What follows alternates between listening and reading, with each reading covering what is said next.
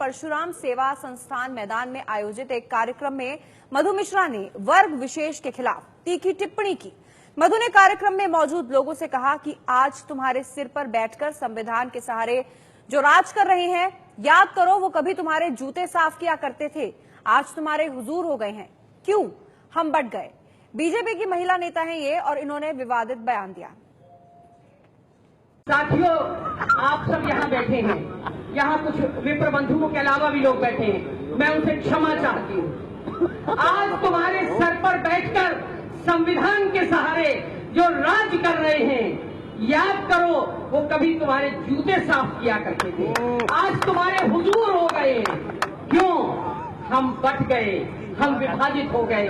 मेरे छोटे भाई सतीश गौतम को शायद आज से 40 वर्ष बाद का भारत दिख रहा है कि तुम्हारे बच्चे कहीं फिर गुलाम न हो जाएं, कहीं फिर हुजूर न कहने लगे उन्हें जिन्हें तुम अपने बराबर में बैठाना पसंद नहीं करते। उठो, जागो, और जब तक अपने अधिकार ले न लो तब तक सतीश गौतम की तर्ज पर युद्ध करते रहो, युद्ध करते रहो। तो सुना आपने बीजेपी की महिला नेता मधु मिश्रा ने क्या कहा। अब से कुछ देर पहले मधु मिश्रा से बात की एबीपी न्यूज संवाददाता ने, तो उन्होंने इस पर सफाई दी और कहा कि उन्होंने कुछ भी गलत नहीं कहा, लेकिन किसी को अगर चोट पहुंची है तो वो माफी मांगती हैं।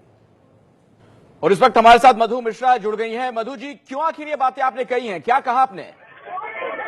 नहीं भैया, मैं सर्वधर्म समभाव की राजनीति करती हूँ।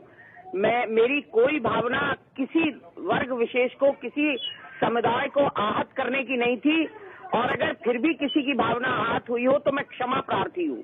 नहीं, लेकिन इस तरह की बात आपने कही ही क्यों जिससे किसी की भावनाएं आहत हो? जाति सूचक शब्दों का क्यों आपने सहारा लिया? नहीं भैया, मैंने किसी जाति का नाम नहीं लिया है।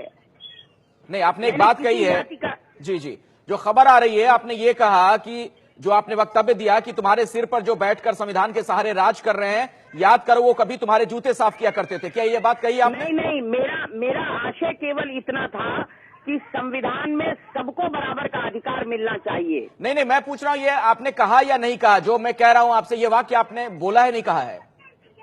नहीं भैया, मेरी ये भावना नहीं थी। मैंने केवल इतनी बात कही है कि संविधान में सबको बराबर का अधिकार मिलना चाहिए, सब समान है, अच्छा, सबका साथ हो, सबका विकास हो। नहीं, भावना आप बताने की कोशिश कर रही हैं आशय, लेकिन शब्द यही थे ना आपके जो मैं कह रहा हूं। नहीं भैया, मेरी भावना है, वही मेरे शब्द हैं कि मैंने किसी जाति सूचक शब्द का प्रयोग किया ही नहीं है। मैं एक बार फिर से आपके सामने वो वक्तव्य आपका रख रहा हूं। मुझे ये बताइए, क्या आपने ये बात कही है कि आज तुम्हारे सिर पर बैठकर संविधान के सहारे जो राज कर रहे हैं, याद करो वो कभी तुम्हारे जूते साफ किया करते थे?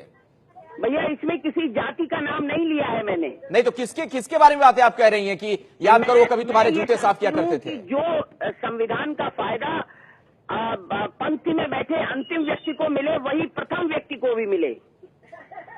नहीं, ये आप बड़ी अजीबोगरीब सी दलील दे रही हैं। आपने जो बात कही उसका बड़ा सीधा सा मतलब निकलता है कि तुम्हारे सिर पर बैठकर संविधान के सहारे जो राज कर रहे हैं, याद करो वो कभी तुम्हारे जूते साफ किया करते थे। अब क्या साबित करना चाहती हैं इस तरह के वक्तव्य? मेरा मतलब भी सुन लीजिए। मेरा मतलब ये था कि संविधान में सबको बराबर का अधिकार मिले, बस इतना सा मेरा आशय है, यही संदेश है मेरा। सबका साथ, सबका विकास, ऐसी मेरी कोई नहीं, लेकिन आपकी मंशा तो ये लगती है कि आपको इस बात का दुख है कि जो जूते साफ किया करते थे आज उन्हें बराबरी का हक मिल रहा है। मैं अब आपसे रूबरू हूँ, मैं बोल रही हूँ, मेरी मंशा समझ जाइए। सबका साथ, सबका विकास, यही मेरी मंशा है, यही मेरी भावना है। तो आप माफी मांगती हैं? आप माफी मांगती हैं अपने इस वक्तव्य के लिए? जी, आप माफी मांगती हैं अपने इस वक्तव्य के लिए?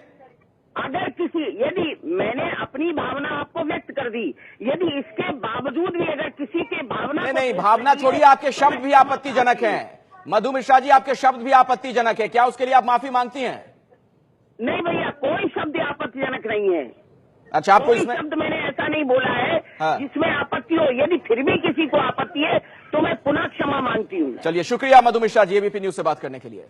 और इस वक्त हमारे साथ जुड़ गए हैं कांग्रेस से अखिलेश प्रताप सिंह जी। अखिलेश जी, जो कुछ कहा बीजेपी की महिला नेता ने, उन्होंने एक वर्ग विशेष के खिलाफ तीखी टिप्पणी करते हुए जो कहा, उस पर आपकी प्रतिक्रिया क्या है? देखिए, ये मधु मिश्रा जी ने वही बोला जो आरएसएस की विचारधारा है।